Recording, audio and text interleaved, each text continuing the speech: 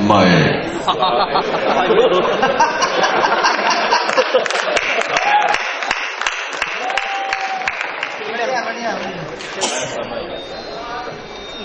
आप सब लोगों की ओर से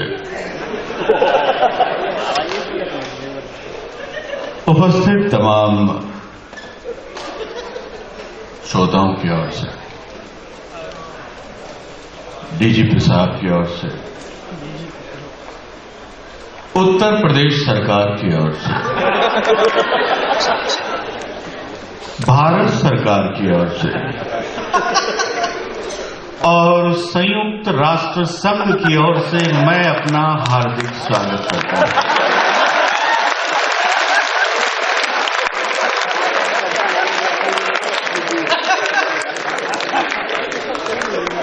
ये दो चंड मुंड अपना रुंड लेकर अचानक झुंड में प्रवेश कर गए।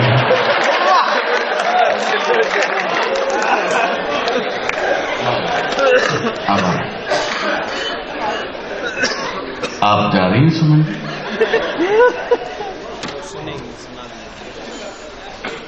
ये इन्होंने पहन रखा है तो क्या बोलते?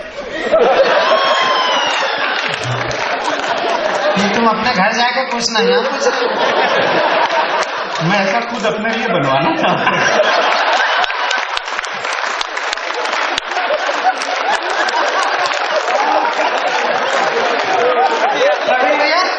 रवीन भैया आपकी इनको गिफ्ट करो, दिल्ली आएगा। पर कुछ तकनीकी कारणों से ऐसा संभव नहीं हो पाया। हाँ, बहुत बहुत धन्यवाद। इसका इको खत्म कर देना है। बहुत अच्छा भाई, बहुत काफी प्रेम की बातें की।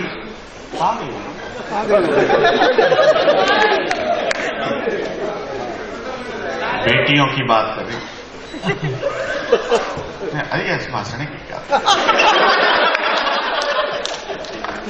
मैं तो खुद बेटियों की बहुत इज्जत करता हूं और इस दुनिया में सबसे ज्यादा इज्जत मैं ससुर की बेटी की करता हूं।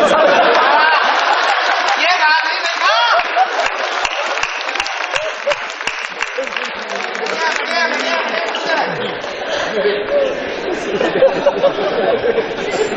गया ये पवन, क्या कर सकता आदमी सारा इतना दूर। गया एक बाबा जी के पास में, बाबा मारवाड़ी था। बोले रे बाबा, बाबा ससुर की बेटी अर्थात गराड़ी बस में नहीं आती। बाबा बोले बेटा बस में नहीं आती तो कार में ला। बोले कार में नहीं बाबा, कंट्रोल में नहीं आती, काबू में नहीं आती। तो बाबा बोला साला मेरी आती तो मैं बाबा जी होता क्या।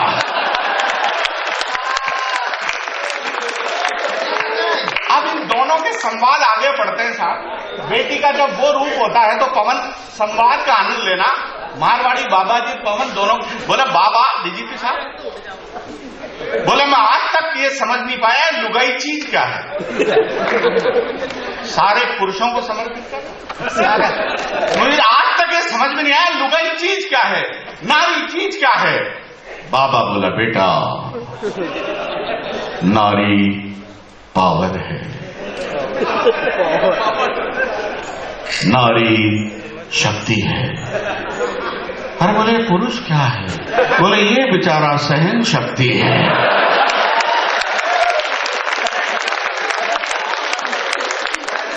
अरे बोले बाबा मुझे तो आज तक ये भी समझ में नहीं आया कि ये शादी क्या है, विवाह क्या है। बात पर आनंद लेना मैं थोड़ा स्टार्ट होना चाहता हूं, आप लोग मेरी बात से सहमत होंगे। बोले शादी क्या है, विवाह क्या है।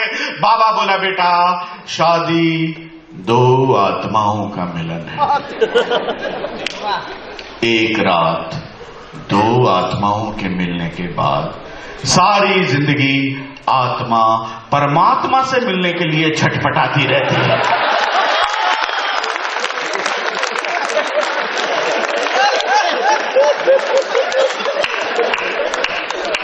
अब साहब होती है बेटियों का वो पिछले दिनों मेरी लुगाई बीमार हो गई थी। बीमार होकर मुझसे गंभीरता से बोली डीजीपी साहब मैं आदर्शवादी पति हूं। बोले मैं बहुत बीमार हूं, लगता है मैं जिंदा नहीं रहूंगी, पीछे से मेरे बच्चों का क्या होगा? मैंने कहा तू बच्चों की चिंता बिल्कुल मत करना, मैं खुद बिना लुगाई के रह सकता हूं, लेकिन बच्चों को मम्मी के बिना एक दिन भी नहीं रहने दूंगा।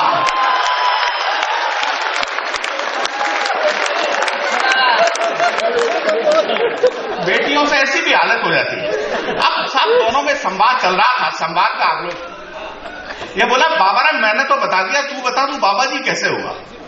बोले यार कुछ नहीं, मेरा नया नया ब्याह हुआ था, मैं लुगाई को हनीमून बनाने के लिए हरिद्वार लेकर गया हुआ।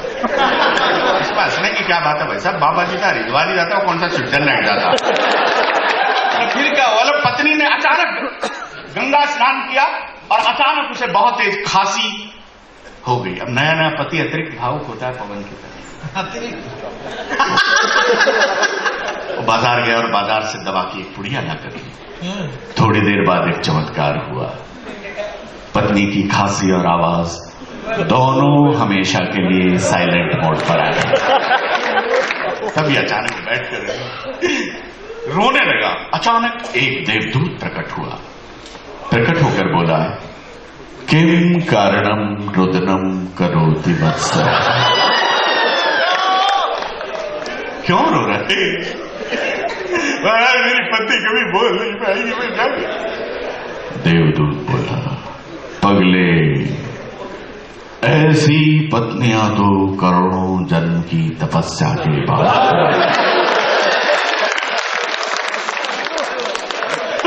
ये बोल नहीं पाएगी, इसका मैं क्या करूंगा? देवदूत बोला पगले, अगर तुझे बोलने वाली चाहिए तो तू मेरी रख ले। अब साड़ों को जो ही पता चला कि जीजा ने जीजी को हमेशा के लिए साइलेंट मोड पर ला दिया है। साड़ों ने जीजा को बहुत कूटा, बहुत मारा। मामला अदालत में गया, उसने अदालत में जज साहब से कहा, जज साहब मुझे बचा लो, जज साहब ने मुझे मारा, जज साहब मुझे बचा लो। जज साहब बोले साढ़े तेरे तो कर्म ही ऐसे, तूने तेरी नई नई लुगाई को हमेशा के लिए साइलेंट मोड पर ला दिया, साढ़े तेरे तो कर्म ही ऐसे। बोले जी मुझे कर्मों के लिए नहीं मांग रहे, ये सब मुझसे पुड़िया मांग रहे हैं, पुड़िया।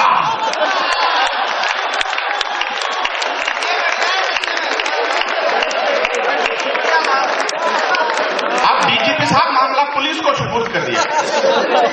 डीजीपी बोला इसको कोर्ट के बगल वाले लॉकअप में बंद कर दो। एसपी बोला कल हम खुद इसके बयान दर्ज करेंगे। कोर्ट के बगल में एसपी साहब गीता लेकर गए, बोले बाबा कसम खा, जो कुछ कहेगा सच कहेगा, सच के अलावा कुछ नहीं कहूंगा। बाबा ने गीता पे हाथ रखे कसम खाई, जो कुछ कहूंगा, सच के अलावा कुछ नहीं कहूंगा। एसपी साहब बोले एक पुड़िया और है क्या? तो डीजीपी साहब सब इन पुड़ियाओं की तलाश कर रहे हैं। मतलब आइए मैं थोड़ा स्टार्ट होने का प्रयास कर रहा हूं। हाँ, जरा एक बार आपका मन हो तो बजा दीजिए, मैं बार बार। तुमने बहुत अच्छे ढंग से शुरुआत की, बहुत अच्छे ढंग से शुरुआत की। और सुमन जी आप क्या मोदी जी की बात कर रही थी? Modi ji the stylish icon of India.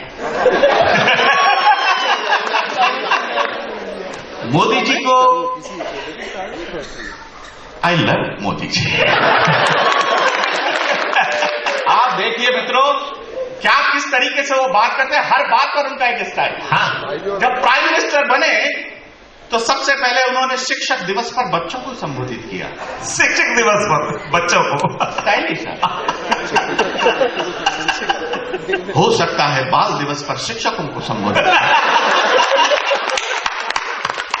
और तालियां इस बात पर बजा सकते हो, मेरी लुगाई पूछ रही थी क्यों जी ये करवा चौथ पर भी संबोधित करेंगे क्या?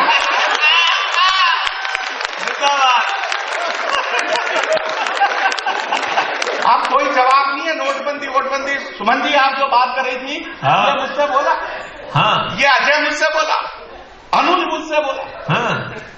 अब सारे तो चरित्र ऐसा ही है। पवन बोले हे भगवान, ये मोदी नोट बदलने की तरह लुगाई बदलने की भी कोई स्कीम चल रही है।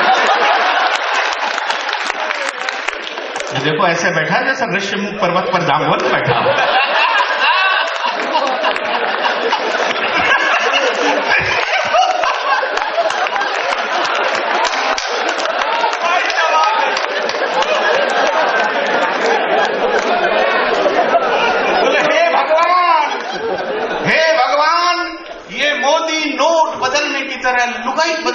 वो स्कीम चला, कितना अच्छा लगे। आप कल्पना करो, बैंक में जाओ, पुरानी जमा करो,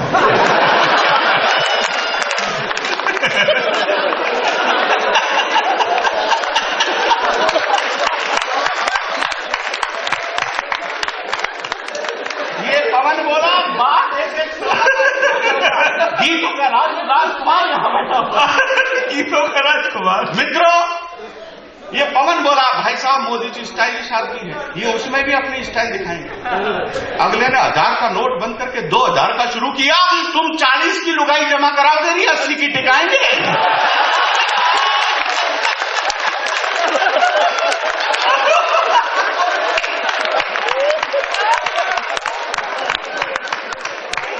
अगला स्टाइलिश आदमी शुक्ला जी, आप देखिए यमराज के पास खबर पहुंची कि भारत में मृत्यु दर कम हो गई है, लोग मर नहीं रहे, इसका कारण क्या है? उसने यमराज ने अपने पीएस से पूछा, मिस्टर चित्रगुप्ता,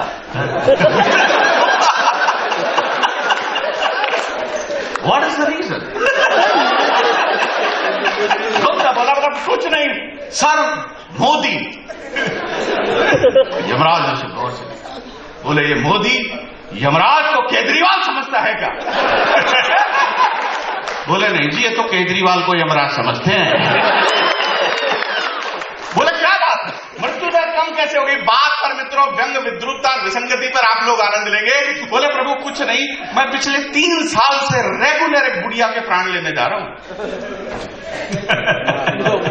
सुमन जी, मैं तो केवल आपका ध्यान चाहूंगा, आप बात में मशगूल होंगे। 3 साल से रेगुलर एक गुड़िया के प्राण लेने जा रहा हूं, और मैं कहता हूं प्राण ला, तो गुड़िया तकिए के नीचे से एक पासबुक निकालती और अपने पोते को आवाज लगाती है, पिंटू देखना इसमें मोदी जी वाले 15 लाख आए क्या? ताली वाली बजा दो यार, ऐसे करने से।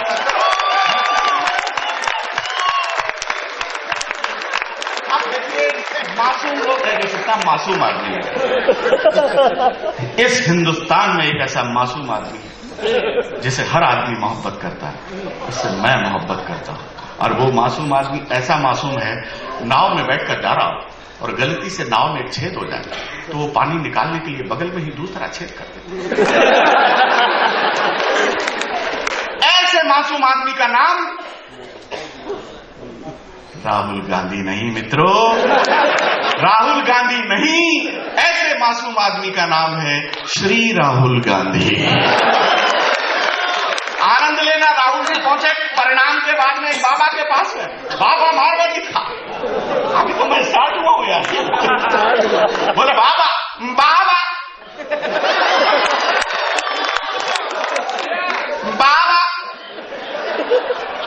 हम अपना हाथ आपको दिखाना चाहते हैं।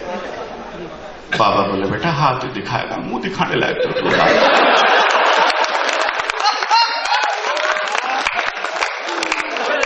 बोले बाबा हमारा हाथ देख कर ये बताओ कि कांग्रेस को पूर्ण बहुमत क्यों नहीं मिलता? बाबा ने कहा तूने सोची सारे, तुझे जिंदगी भर बहू क्यों नहीं मिली? तू बहुमत कटता हुआ। बोले हम यही तो दिखाने के लिए आपके पास आए। तो बाबा ने उसकी जन्म कुंडली गंभीरता से देखी, तो बोले बेटा तेरी कुंडली में 2 बहुत बड़े ग्रह बैठे, तो तेरा सारा काम खराब है। बोले कौन से बड़े ग्रह? बोले पहला ग्रह तो है नारायण दत्त तिवारी, और बोले दूसरा? बोले दूसरा है दिग्विजय सिंह। बोले ये कैसे बड़े ग्रह हैं बेटा? बोले ऐसे बड़े ग्रह कि तेरे लिए लुगाई ढूंढने जाते हैं और खुद के लिए ले आते हैं। बोले इसके लिए जिम्मेदार कौन है? बोले बेटा तेरी मम्मी। बोले वो कैसे? बोले वो ऐसे कि जिस उम्र में तेरे हाथ में प्रेम पत्र होने चाहिए थे, मम्मी जी ने कांग्रेस का घोषणा पत्र टिका दिया। और तानिया एक श्रोता इस बात पर बजा सकता है। बाबा बोला बेटा जिस उम्र में तुझे रानी मुखर्जी से बात करनी चाहिए थी, उसी उम्र में तुझको ममता बनर्जी से बात करनी पड़ रही। अब ऐसा नहीं है तो परिणाम आते हैं साहब, जो 4 राज्यों के अभी परिणाम आए। सोनिया जी ने एआईसीसी की मीटिंग ली, और एआईसीसी की मीटिंग में गंभीरता के साथ उन्होंने सदन को संबोधित किया। बोली हमें सांप्रदायिकता के तूफानों का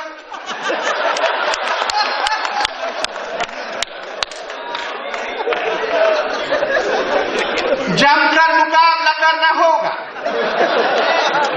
हमें इन तूफानों को रोकना होगा। जो भी कांग्रेस को पूर्ण बहुमत में लाने का तरीका बताएगा, हम उसकी सारी शर्तें मानने के लिए तैयार हैं। तभी अचानक एक इंटेलिजेंट नेता उठा कांग्रेस से, बोले मैडम मैं कांग्रेस की लोकसभा की 750 सीटें ला सकता हूं। सोनिया जी ने से ऊपर से नहीं बोले 750 कुल है 550, तू 750 कहां से लाएगा? बोले मैडम मैं पाकिस्तान की मिलाकर बोल रहा था। बोले मैं 1.5 श्रोता की मस्ती चाहूंगा, मैं डॉक्टर बोले मैं लोकसभा की 750 सीटें ला सकता हूं, भले ही दुनिया में कांग्रेस का कितना ही बड़ा विरोधी हो, लेकिन मेरी एक छोटी सी शर्त है मैडम, कांग्रेस का अध्यक्ष नरेंद्र मोदी होगा।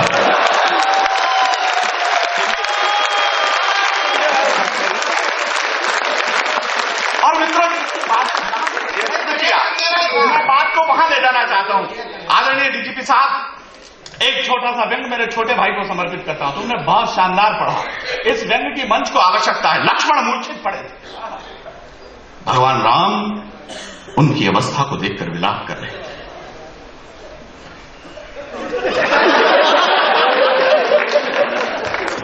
यार इसमें हंसो मत, मेरे को थोड़ा सीरियस होने दो यार। भगवान राम उनकी अवस्था को देखकर विलाप कर रहे थे। हनुमान जी को आने में विलंब हो रहा था और लंका से एक डॉक्टर को बुलाया गया था, सुषेण वैद्य उसका नाम था। अचानक एक वरिष्ठ वानर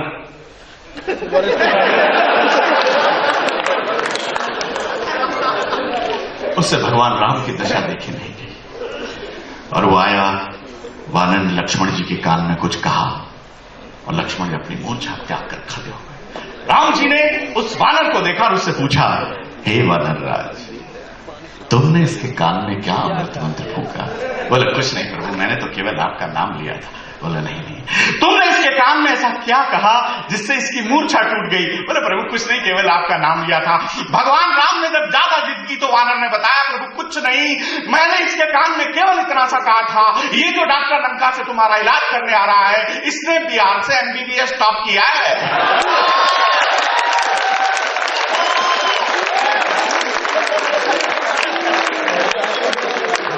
भ्रष्टाचार को समाप्त करने की बात कर रहे थे आप लोग। भ्रष्टाचार समाप्त नहीं किया जा सकता। अब जब भगवान राम की बात हुई, आदरणीय डीजीपी साहब, सीता हरण आप सबको पता होगा, तो किष्किंधा के चीफ मिनिस्टर सुग्रीव सिंह ने एक मीटिंग कॉल की। मैं दूसरे ट्रैक पे आ गया। मीटिंग कॉल की, उसने कहा सीता जी का एक हार खो गया है, जो वानर उस हार को ढूंढ के लाएगा उसको इस दल का मुखिया बनाया जाएगा। 10 वानर को 10 दिशाओं में भेजा गया। सीता का एक हार ढूंढने के लिए दूसरे दिन 10 के 10 वानर एक हार लेकर लौटे। किष्किंधा का चीफ मिनिस्टर प्रसन्न हुआ और प्रसन्न होकर बोला, हे वानरों, तुम अगले जन्म में भारतीय पुलिस के रूप में अवतार लोगे।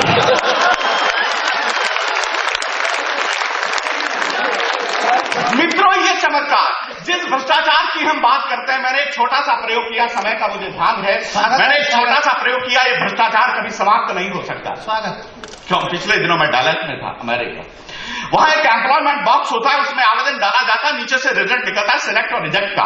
एक तकनीकी पोस्ट के लिए विश्व के समस्त मेधावी विद्यार्थियों ने आवेदन किया। सबसे पहले अमेरिका वाले ने डाला, नीचे से लिखा हुआ निकला रिजेक्ट।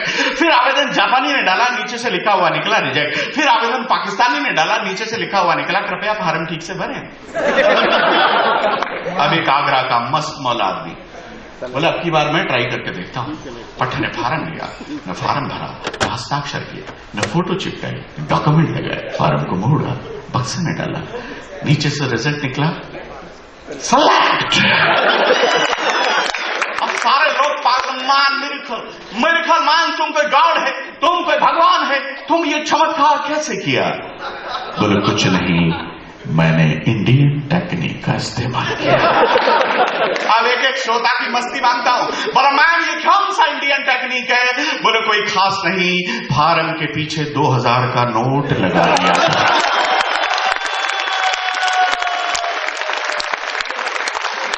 जिस भ्रष्टाचार को समाप्त करने की हम बात करते हैं मित्रों, अंतिम जंग मैं आपको समर्पित, मेरे छोटे भाई पवन को समर्पित करता हूं। ये भ्रष्टाचार पैदा कहां से हुआ? शुक्ला जी, भ्रष्टाचार पैदा हुआ सागर मंथन से। सूर और नजीर के इस मंच पे प्रामाणिक बात करता हूं, भ्रष्टाचार पैदा हुआ सागर मंथन से। सागर को जब मथा गया तो उसमें से 14 रत्न निकले, धेनु, धनवंतरी, अमीय, बाज, गजराज, श्री, रंभा, वारुणी, 14 रत्न निकले। जो 15वां और सप्लीमेंट्री रत्न था वो था भ्रष्टाचार। अब एक एक श्रोता का आशीर्वाद चाहूंगा। संसार का पहला भ्रष्टाचार यहां से शुरू हुआ कि सारी अच्छी अच्छी चीजें देवता ले उड़े। ये पहला भ्रष्टाचार था संसार का, और दैत्यों के हिस्से में केवल 3 चीजें आई, एक जहर, एक शराब और एक भ्रष्टाचार।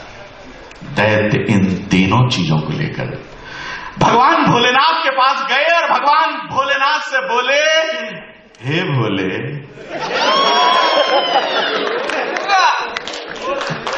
दारू पर तो अपन का कॉपीराइट, दारू तो अपन किसी को नहीं देगा, लेकिन ये जो जहर है और ये जो भ्रष्टाचार है, इन दोनों में से आपको एक चीज लेनी पड़ेगी।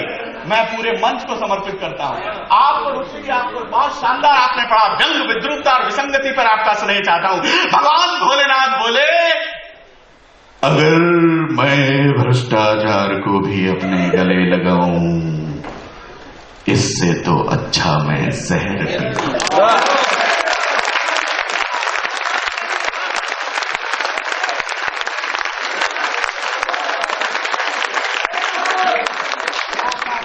अगर मैं भ्रष्टाचार को भी गले लगाऊं, इससे तो अच्छा मैं जहर पी जाऊं। भगवान भोलेनाथ ने भी भ्रष्टाचार लेने से इनकार कर दिया। अब बचा भ्रष्टाचार जो मजबूरी में दैत्यों के हिस्से में आया। दैत्यों ने मजबूरी में उसे अपने गले लगाया और चमत्कार स्वरूप, परिणाम स्वरूप दैत्यों ने अपना अगला जन्म भारत में सांसदों और विधायकों के रूप में पाया। सांसदों, बहुत बहुत धन्यवाद।